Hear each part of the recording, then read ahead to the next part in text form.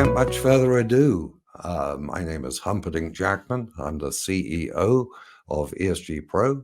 I'm joined by our managing director, Natashia Lee, and going to kick off by thanking the UK Shared Services Forum for organizing, inviting us to this webinar today on the Shared Services Forum Education Week at Causeway Connect, who have also been very active in inviting people and promoting the webinar online. To any latecomers, the concept of the webinar is we are going to discuss ESG reporting and all that means. It's everything to do with sustainability, and kick off this series of webinars on looking at the hurdles every single business, large or small, faces when trying to adopt a sensible, solid approach to sustainability. So I'm going to kick it off with, I just want to put the premise that a study of 2,000 independent studies on ESG reporting found that the average benefit to an organization is a 64% increase in the return on equity. In other words, that's how much more money businesses tend to make when they conduct ESG reporting. And it's driven by stakeholder demand, whether that's clients, employees, regulatory. There's so many factors which mean that ESG drives business benefit. Natashia, what thoughts do you have on that? Well, I mean, it's all about evidence. If you have a credible approach to ESG, you make a difference. If you take a non-compliant approach, you are opening yourselves to risk. So evidence and credibility, having a quantified rating towards demonstrating your efforts, is what differentiates and creates that competitive advantage. And competitive advantage is exactly the phrase I had in mind. You need to show your potential client, your customer, that you are on board with sustainability. It's the number one topic in every boardroom globally right now. And with the increasing regulatory environment, it doesn't matter whether you're in California or anywhere in Europe. Even a UK company is massively impacted by the EU CSRD regulation. But closer to home, there are regulations such as the Government Procurement Note, PPN 0621, which stipulate how you have to report on your carbon footprint, and the TCFD, which affects only the very largest corporations. But it all comes down to all of us somewhere are part of a supply chain. And Natashia, you've been doing some research on the implications of the supply chain and how this opens the door to risk for every business, large or small. Could you elaborate on this? Yeah, but it's interesting because when you talk about legislation, better than that, the biggest driver right now is the NHS Evergreen. So for UK businesses, the NHS has decided to become the world's first national health service to become carbon neutral and net zero. And they are putting the emphasis actually on the social. They want to know that every supplier and every tertiary supplier has adhered to mitigating social risks. And it goes far beyond just something, the Modern Slavery Act. Now, where they've put the emphasis is actually in saying that they're going to audit the supply chain, the tertiary supply chains, but also they're going to be cutting contracts for any supplier that can't demonstrate by 2027. They're putting the expectation that you're going to go into 3 scopes of carbon reporting. And they're saying that they want to see not just that you're adhering to the PPN 0621 procurement notice, but actually that you're going to be having a net zero target of 2035, which is quite ambitious. And Natasha, haven't they also stipulated that to be a preferred supplier, that you have to have an ESG rating? ESG or B Corp, which again is just another form of the GRI. So yes, you have to have a credible approach to ESG. And by them saying B Corp is an example, they're essentially saying they want it to be a quantifiable framework that has a degree of a rating. Absolutely. And the way I see this playing through for every business is competitive advantage, because there are only two types of businesses. So say the big four accountancy corporations, those who have adopted sustainability, are doing something about it in a credible way, not just glossy, Lip ambitious ambition statements and painting the website green. Yeah. But those businesses, it's either those businesses which have done something or which will. Everybody else is going to get left behind. And we are seeing this. We have had a few clients come to us after starting their ESG reporting. One client, they went in front of the BBC to do with the services they were providing. And they sat in front of a very formal panel. The very first question is, and what are you doing about sustainability? And the client turned around and said, well, very taken aback, said, well, we have an ESG rating. Apparently the panel chair just ticked the box. I said, well, in that case, let's move on. And that was the fundamental reason why they made the threshold. And this reminds me of the City of London placing a 30% weighting on having ESG in the bag. Now, ESG, let's just clarify, is your carbon reporting, it's your environment, how you are overall treating the environment. Do you practice biodiversity? Are you managing your waste? All these other factors come into it. Social, how you treat people, which is very much the emphasis of B Corp. It's a people focused rating system. And governance, how well you run your business. As you mentioned, Natasha, do you have that modern slavery statement? But more than that, do you have a way of verifying that your suppliers have it and that everybody is actually doing something concrete? It's not just a paper policy cloned off the internet. Now, Well, that's one of the biggest issues actually with when we talk about a supply chain audit. At the moment, there's a mindset of, well, that means a procurement team needs to go out and tick boxes. The issue with that, and going back to the NHS Evergreen, is actually being able to demonstrate that you have collected that evidence, that you've asked for it, but actually that you've had an expert, in our case, looking at it from a legal perspective and reviewing those policies, if they've been copied and pasted off the internet, or are they valid, but also, is that supplier auditing their supply chain to the same level of quality? And when we start talking about ESG risk and carbon risks in the supply chain, what does it mean to a procurement team if they send a request for a carbon report from a supplier and they tick a box?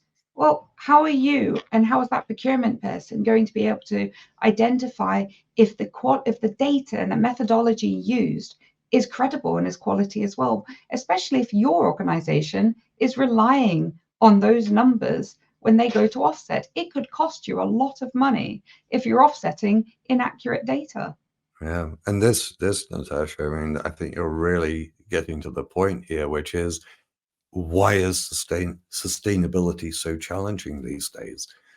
I mean, it is complex.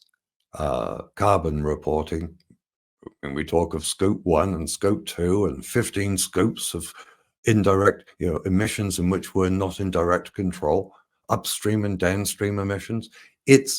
Carbon is its own minefield, let alone when we start talking about environmental product declarations and embodied carbon. So I think really what we need to now look at is, why is sustainability so complex? And I'll kick it off by suggesting that the number one reason is there's a complete lack of resource in business. Everybody has a day job. The financial director, the HR director, the managing directors, they're busy. And it's this senior level in every organization which needs to spend time on the responses, because every response tends to mean making some change in the business. So it's lack of resource, but I think it's also people don't understand the benefits. In other words, if this process is going to cost money, whether it's £1,500 or 15,000, how do they get? How do they see? How does any business get to realize a quantifiable benefit to the bottom line? Tasha. Well, there are lots of ways to approach, the profitability, the value add of reporting. But if you consider that carbon is currency, I mean, that's the first part. If you can consider the fact that to go carbon neutral is going to cost your business money. To reduce the carbon is about adding initiatives. If you can add in, for instance, social value and quantify that, there are grants available that can bring a boon to your business for doing the right thing in terms of reductions, but also the value add of recruitment and retention of top talent, being able to reduce your litigation risk because you're treating people on the planet correctly, being able to improve your investment and attractiveness as an organization because you're mitigating the risks. It goes far beyond just looking at reporting as a compliance and a cost. Now we need to come back to this point, though, about how to make sustainability self-funding, but we're going to save that for a bit later, because I want to digress for a minute, because we're trying to figure out how sustainability reporting can be approached in the best possible way, and what are the steps. And too often, businesses are just everybody's being sold software. And just because you've got a piece of software, I know, for instance, our accountant provided me with access to our financial system accounting platform. And I'm no accountant. My perpetual worry is garbage in causes garbage out, and fixing the garbage out costs more money than if I wasn't given access in the first place. And that's how I see it with ESG reporting. Just to reduce your carbon footprint, or just to start to implement a properly designed corporate social responsibility strategy, takes more than a piece of software. Yes, this is what we are doing. Now, what do we do and how do we do it?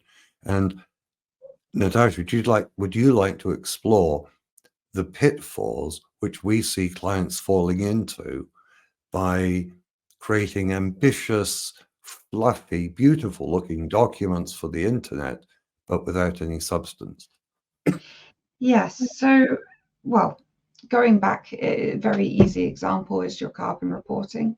If you don't have complete and ownership of data, you don't know where the data is, and you're putting all of the wants, all of your initiatives, all of the wonderful ideas. Maybe you've surveyed your employees and they've come up with ideas as to what they could do in the office to improve their environmental impacts, benefit programs, etc. It's all well and good. And the wonderful thing about ESG is it's not a pass or fail. So you can come up with an action plan of all of the wonderful ideas that you want to implement. But if you get around to the second reporting cycle and you've not actioned any of them, it's not going to look good. Now, the thing with ESG is, as I said, it's not pass or fail. So maybe you say, well, we're going to create a wonderful internship program, but for whatever reason, it didn't come to pass. You're not going to be penalized for that. You have to be transparent, and you have to have the integrity is to say what new initiative you might be putting forward, or a revamped version of your idea. But if that happens to every single initiative, then it's going to look a bit questionable. So fluffy statements, they're an issue. But the other side of that is the difference, what ESG has allowed to happen. you've got the rating, you've quantified what's otherwise very qualitative, very verbose responses. That rating allows you to underpin that, where you can evidence we have substantiated every claim. We have said we contribute to the social value by doing X, and that we've got a rating that is underpinning that all of our policies that have gone into this have been audited by a third party. And I think that's really the point, is third party verification on what you are saying and what you are doing. The Absolutely. data. So it's not about, and we do agree on this, it's not about, excuse me, it's not about the quantity of your reporting, it's about the quality. Absolutely. So when a business starts their sustainability reporting, I see it as carbon reporting. It's very much fundamental. Carbon is a huge portion for the average business of its environmental reporting. Excuse me. Awkward. And then we get into mapping out what are the objectives of the ESG, the sustainability reporting. And that's where we have the concept of a materiality assessment. Not just us, this is a standard global approach to sustainability reporting, understanding the needs of your stakeholders. Now, we've got a range of people attending this webinar. They range from some extraordinarily large corporations to a few micro SMEs. For the public corporation, in fact, the stakeholders include investors, the press, or all manner of people. For the micro SME, it's your employees and your key customers, but everybody, and sometimes even suppliers. But everybody who is impacted by the organization should have the opportunity to say what are their priorities in terms of pollution and waste and so on from their perspective, but also as they see these topics impacting your organization. So what should you prioritize? And the reason for this is we don't want organizations spending time, money, and resource on fixing what doesn't need to be fixed. Not yet. Set your priorities, because it's a journey. And so we get into looking at typically a 12 or 16-week cycle for starting your sustainability journey. Natashia, beyond the materiality assessment, what other important steps are there for a business to undertake? Well, I do believe that the peer analysis is important. You need to understand what your peers and competitors are doing in terms of sustainability, so that you can position yourself as maybe going a bit above and beyond. We have had clients who have said recently that they're entering into sales meetings, and there's a head of sustainability who's sitting in on that meeting asking, well, before we even discuss taking on your services, we want to know what you're doing in terms of your carbon, because otherwise you might not be an attractive supplier. But being aware of what the market and what your industry is doing, and keeping a pace or even ahead of them is critical. And then it goes into the supply chain. Honestly, we always come back to the supply chain, don't we? Because we talk about ESG, it's at the board level, but that's a top-down approach, which is important.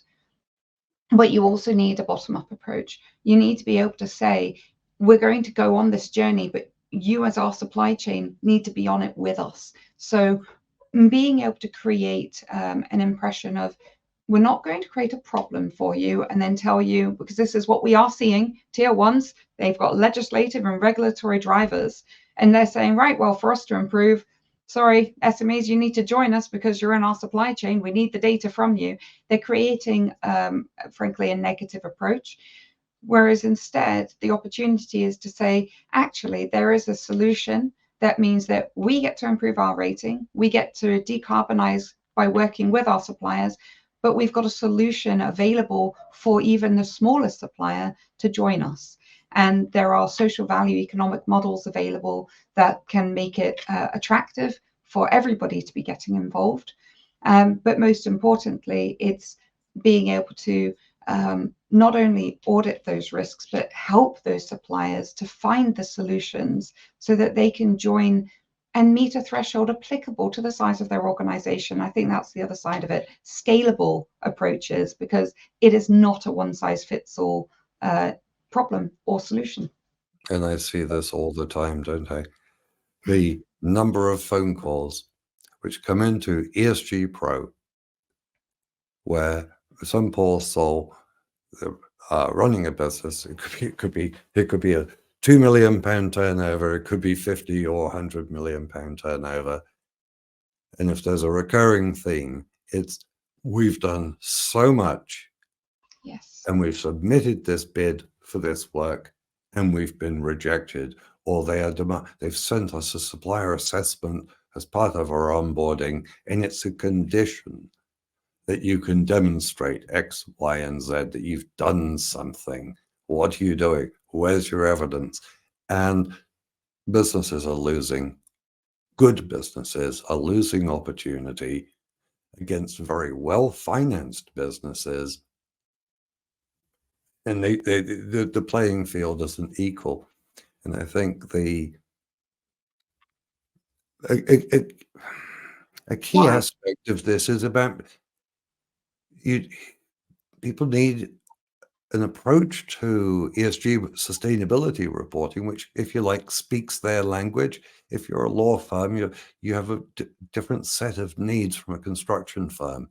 But what underpins it all is the methodology to actually implement something meaningful, quantifiable, which has been verified and audited, as you said, ideally comes with an ESG rating, so that you have the assurance that you are at the standard your client needs you to be.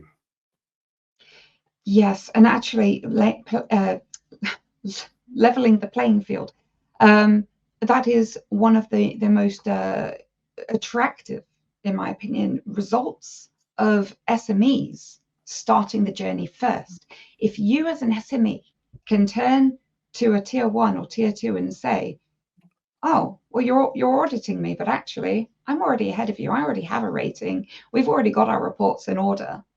Not only does that make you a preferred supplier to them because you're no longer a headache, you've solved the problem, but more often than not, we're seeing those SMEs winning bids and opportunities, especially with local authority work, because that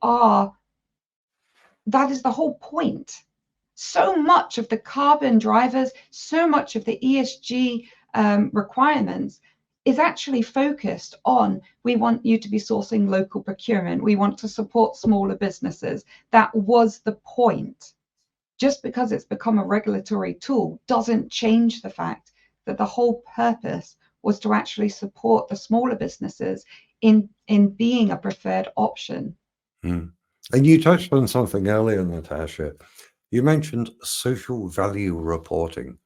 And if there's a good takeaway for everybody from this webinar, let's try and understand what that is. Why is it important, and how do you approach it? Natashia, I know you're a bit of an expert in the field, so would you like to try and break it down in plain English as to what is social value and how does it help? Well, social value at its core is doing the right thing, treating people in the right way. But social value reporting is actually a very clever mechanism for quantifying in your local currency. It is a global initiative. So for the UK, in pounds, how much is your company contributing if, for instance, they give the employees 1 day a week paid to go and volunteer at a charity? That's not just the time of the wages paid, it's actually the impact that that employee then has in the community by supporting that particular charity. Another example, we've got a wonderful partner who do wildflower planting for corporations. And the whole idea of their initiative was to allow especially remote companies that don't really have much ground to play with to sponsor wildflower projects on, say, their local roundabouts. And in doing that, it's a biodiversity opportunity. But also, the biodiversity, you're supporting the bumblebees, which is important for us as an ecosystem, and so much else.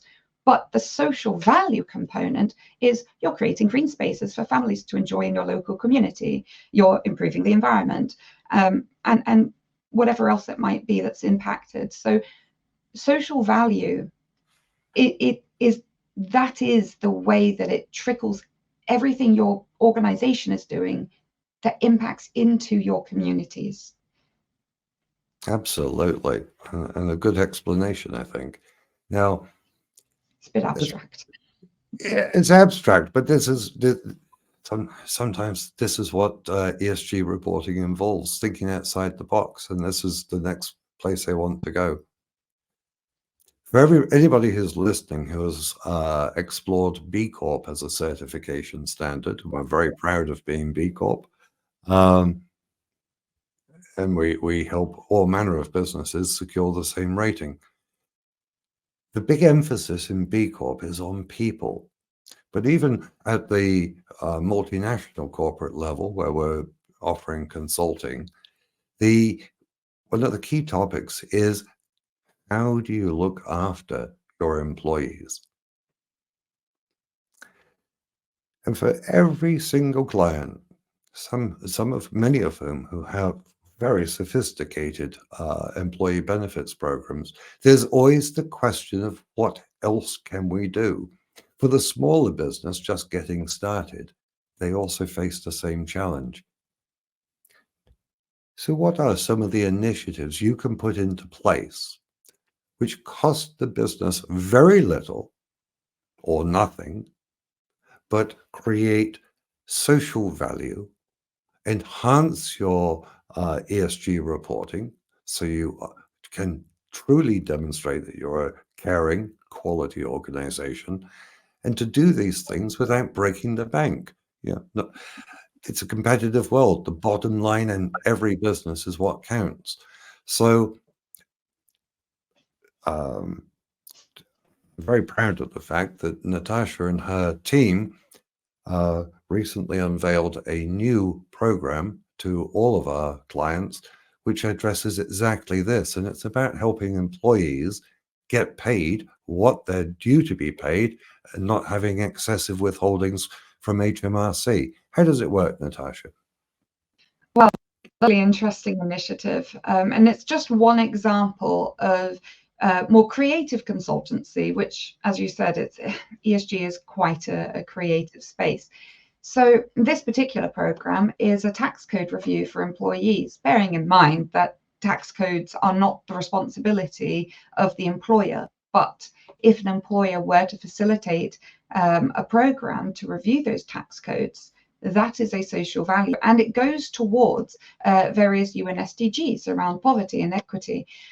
So being able to support the employees, their families, their communities to have that review, the wider they can market that and get the uptake in the community, the more social value they can then sort of own. So that's one example, just like the wildflower plant. But actually a really good example of how, when we look at the action plans for ESG improvement, when we talk about sustainability being financially sustainable, part of that is in looking for not going to say the quick wins, but the affordable wins, the things that a company could do that, as you said, don't break the bank, but do have a much larger impact. Absolutely. Now, I said earlier on that we would head towards the conclusion by discussing how sustainability reporting, whether you're talking just carbon reporting or the full scope of sustainability, which encompasses ESG, how can this be made self-funding, and how can it become a driver to increase the bottom line of the company, cash in the bank? How can that work? I'll kick off the explanation with this. To work on your carbon reporting, we have to look at the fuels and utilities you're purchasing internally, and we also need to look at the goods and services you're purchasing. Because all of the goods and services you purchase come with a carbon footprint. The more you spend with a concrete maker, the more your carbon footprint grows. But it's the same if you buy stationery or professional services, such as from a law firm. That law firm has its own carbon footprint. Your goal as a business is to reduce your carbon footprint because you want to be the most attractive supplier to your customers.